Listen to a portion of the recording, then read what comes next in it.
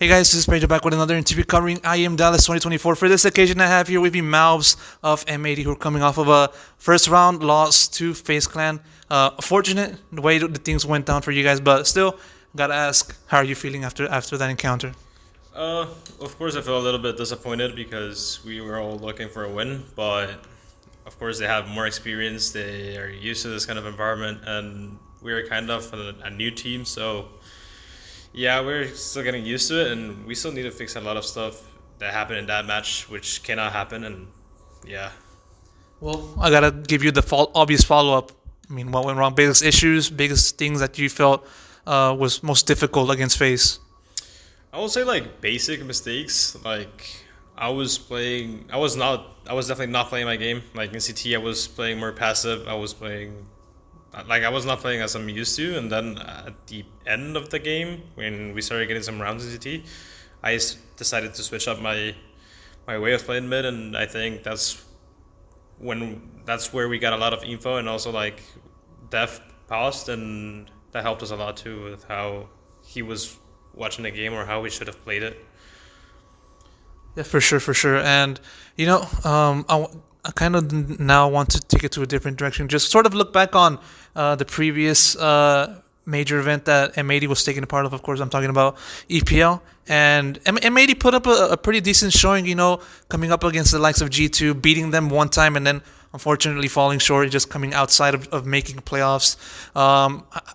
Going from that to this one, what do you think was the biggest thing that the team had to adjust collectively, and also for you individually? For me individually, I will say that I need to learn how to adjust my type of playing in some matches because like I had a really good event in EPL and also at the RMR, so I would say that people are looking at me, so I need to understand how to not be ented in a sense. So that was the first one, and I don't know how to do it still, but I need to learn. So yeah, and then I think it's just getting ready to be ented as a full team because we were getting really good results in Ancient, and I think we still need to learn how to not have like certain ways of not being countered that much, and yeah, we gotta keep working on that. But that's the biggest thing I would say. Yeah, for sure. Going back a little bit on the individual side, of course, due to your recent performances as an individual within the team, you got a little bit of recognition. From I believe HOTV. I think they put in a little bit of a list of ratings of the best players from that event, and then you were part of that, and then you put up a quote tweet of yourself, as a clown. I mean, what was going on there? What were you feeling when you were getting recognized during that time? I like to be like a funny guy, and of course, like memeing myself is hilarious. But like being next to like the names of Donk, Saiwu, and all of them is just amazing. And like, I never had the opportunity to be like a star player before, and now that I can play good roles for me, and I can finally show up what I have in me, it feels great. It actually feels great. Like, I never thought I was gonna have a higher rating than Saiwu or someone like that. It's just insane. What do you think made that happen for you? When did that like kind of leap in form happen? Um, Ever since CS2 came out, like when CS2 came out, I felt something different than in CS:GO. I felt like it was like a really good game for me, like the way it was played and the style. And then it's funny because one day I was struggling a little bit, and then I was like, "How can Donk be this good?" And I was like, "All right, let's watch some demos." And I actually downloaded like 10 demos or something like that, and I completely analyzed how he played. And I was trying to find out how he was peaking, when was he peaking, many things like that. So I think I just found out how he did it. Well, that said, what's the one thing that was the most important out of all of the things that you were doing during your quote unquote scouting? What are you saying again? No, what was the biggest thing that you found from watching those VODs? That you adopted to your game. I learned that in CS2, if you are the one peeking, you're the most likely the one that's gonna get the kill. But if you're the one holding and someone strings on you, you're probably gonna die. So you want to be always speaking, and then always trying to, yeah, you're always trying to be picking. You always try to be the one who's speaking and never the one who's getting picked. So that's how it works, kind of. Hopefully, we got some viewers that'll take in those pointers for their own game. Yeah, and I really appreciate giving us that insight.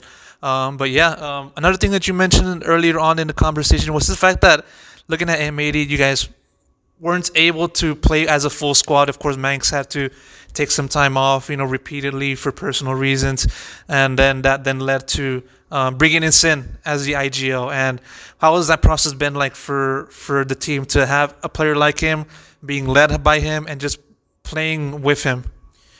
Sin is a great leader. He has good calls, and like the way he is, he just actually fits us really good.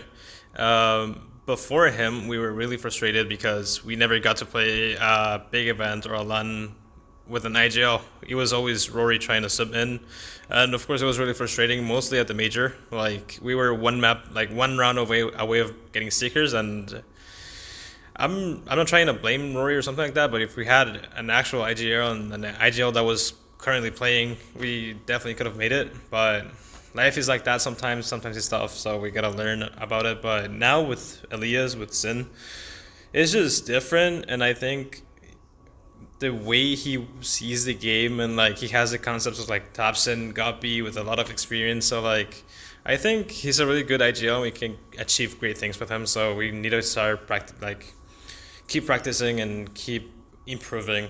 But we're in a good path. Yeah, for sure. You guys are definitely been on a good pack. I talked to you back in Atlanta, back in December. Sorry about that.